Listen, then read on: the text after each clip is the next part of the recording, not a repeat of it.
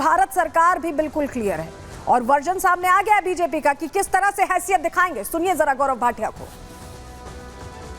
जाकिर नायक से इतना ही कहना चाहूंगा, उनकी इतनी औकात और हैसियत नहीं है कि भारत के अंदरूनी मामले पर बोलें, और वो दिन भी दूर नहीं है भारत के खिलाफ जो षड्यंत्र करता है उसको गिरेबान से पकड़कर यहां लाया जाएगा और जेल की सलाखों के पीछे डाला जाएगा।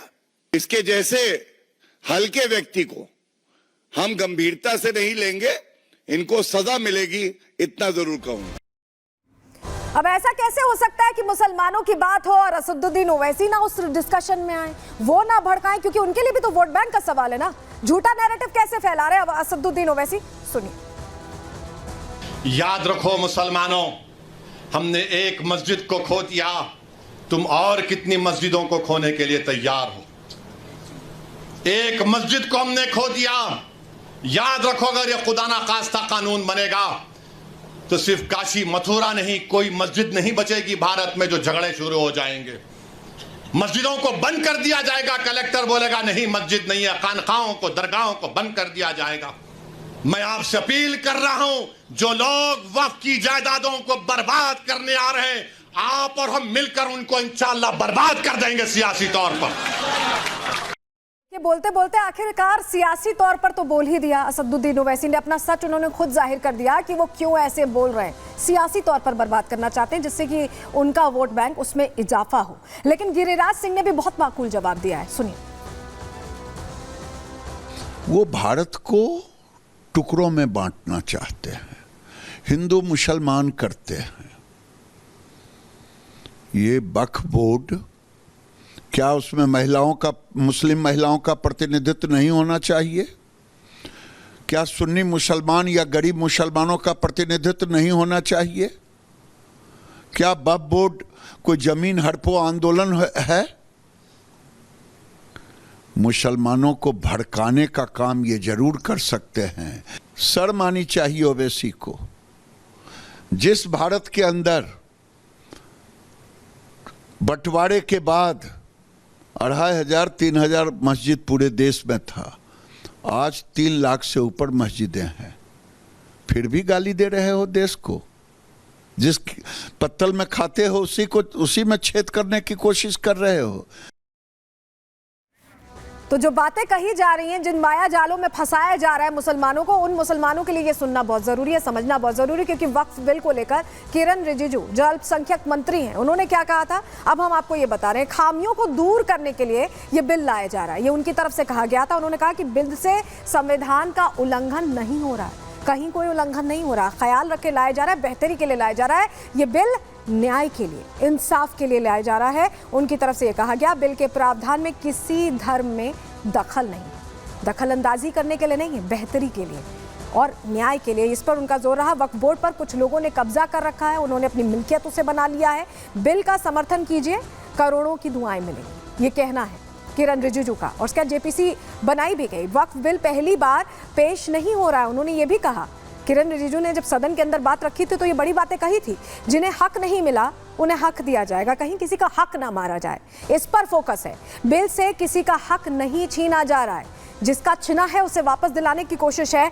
वक्फ बोर्ड पर भी देखिए माफियाओं का कब्जा है, ये कहा था अल्पसंख्यक मंत्री ने।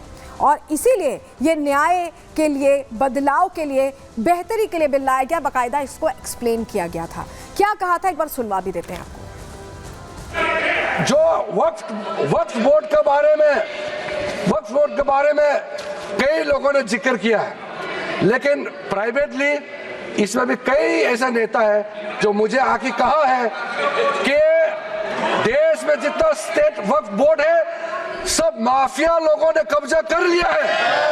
ये बहुत लोग कह रहे हैं, आज सदन में नहीं कह रहे हैं, सदन में अपना अपना पार्टी का दबाव या किसी के डर से या वोट बैंक का चक्कर से नहीं बोल रहा है, मगर प्राइवेटली हर एक मुसलमान आकर के कहता है। नाम मत बताना, नाम तो हम बताएंगे नहीं सर। मैं आप लोगों का पॉलिटिकल इश्यूर में खराब नहीं कर दूंगा। कौन सा एमपी ने मुझे आके बताया कि पार्टी विरोध कर रहा है लेकिन अंदर से हम साथ दे रहे हैं, मैं नाम नहीं लूंगा। मैं नाम लेकर साथियों का पॉलिटिकल करियर को मैं बर्बाद नहीं करूंगा सर। सर कंसल्टेशन का जहां तक आता है सर, सबसे पहले बस हो गया सर। कंसल्टेशन हमने कई लेयर्स में कंसल्टेशन किया है सर, ऑफिशियल लेवल में, पॉलिटिकल लेवल में, स्टेट गवर्नमेंट का रिप्रेजेंटेटिव से और इंडिविजुअल लेवल में बहुत वाइड कंसल्टेशन देश भर में हम लोगों ने किया है सर। तो देश के बाहर बैठे जिहादी और देश में रहने वाले सियासतदान फेक नैरेटिव क्रिएट करने की कोशिश कर रहे हैं, झूठ के माया जाल में मुसलमानों को फंसाने की कोशिश कर रहे हैं। लेकिन यहाँ का मुसलमान, भारत का मुसलमान समझदार है, ऐसे फंसने वाला नहीं। रिपोर्ट देखिए। याद रखिए, ये बिल अगर पास हो गया तो हमारी मस्जिदें छिन जाएंगी, मदारिस छिन जाएंगे, कब्रिस्तान छिन जाएंगे। एक मस्जिद को हमने खो दिया, खुदा ना खास्ता कानून बनेगा तो सिर्फ काशी मथुरा नहीं, कोई मस्जिद नहीं बचेगी भारत में जो झगड़े शुरू हो जाएंगे। भारत में मुसलमानों को भड़काने और डराने का काम एक बार फिर हो रहा है। विदेश में बैठे भगोड़े जिहादी और देश में बैठे कुछ सियासतदान वक्फ बिल को लेकर झूठ का माया जाल फैला रहे हैं। वक्फ बिल के खिलाफ QR कोड का इस्तेमाल किया जा रहा है। स्कैन के जरिए वक्फ बिल के खिलाफ मुसलमानों से आवाज उठाने की बात की जा रही है। मुस्लिम संगठनों ने वक्फ संशोधन बिल 2024 को रोकने के लिए हाईटेक तरीका अपनाया है, तो वहीं ऐसे वीडियो भी वायरल हो रहे हैं जहां वक्फ संशोधन बिल पर देश के मुसलमानों को भड़काने का खेल बड़े पैमाने पर चल रहा है। याद रखिए, ये बिल अगर पास हो गया तो हमारी मस्जिदें छिन जाएंगी, मदारिस छिन जाएंगे, कब्रिस्तान छिन जाएंगे। मुसलमानों को गुमराह करने की साजिश हो रही है।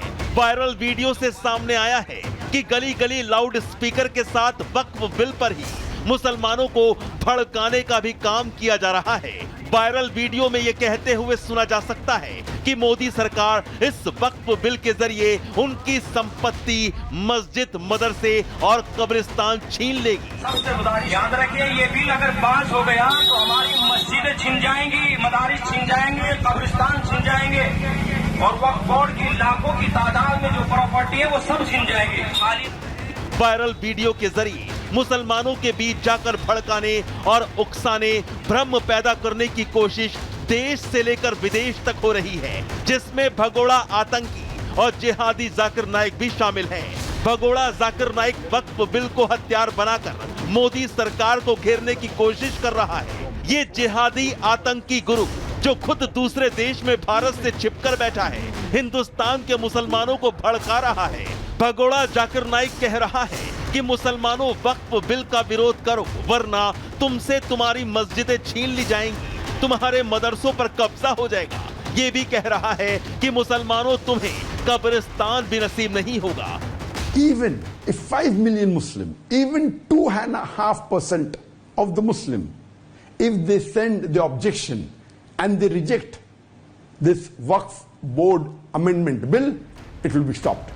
लेकिन मुसलमानों को गुमराह करने की साजिश के खेल में AIMIM अध्यक्ष असदुद्दीन ओवैसी भी सबसे आगे नजर आ रहे हैं। AIMIM चीफ असदुद्दीन ओवैसी कह रहे हैं कि जो वक्फ बिल लाया गया है उसका मकसद एक ही है कि मुसलमानों से उनकी प्रॉपर्टी को छीन लेना, जबकि वक्फ संशोधन बिल पर बनी JPC के सदस्य खुद असदुद्दीन ओवैसी भी हैं। वक्फ बिल पर JPC में वो अपने डाउट रख रहे हैं, लेकिन दूसरी तरफ असदुद्दीन ओवैसी के मुसलमानों को वक्फ बिल पर भड़काने वाले बयान समझ से परे हैं। एक मस्जिद को हमने खो दिया, खुदा ना खास्ता कानून बनेगा तो सिर्फ काशी मथुरा नहीं, कोई मस्जिद नहीं बचेगी भारत में जो झगड़े शुरू हो जाएंगे। आखिर देश से विदेश तक वक्फ बिल पर चल क्या रहा है और मुसलमानों को भड़काने की साजिश क्यों की जा रही है, जबकि मोदी सरकार लगातार कहती आ रही है कि वक्फ संशोधन बिल मुसलमानों के हित में है। Bureau report, Republic Bharat.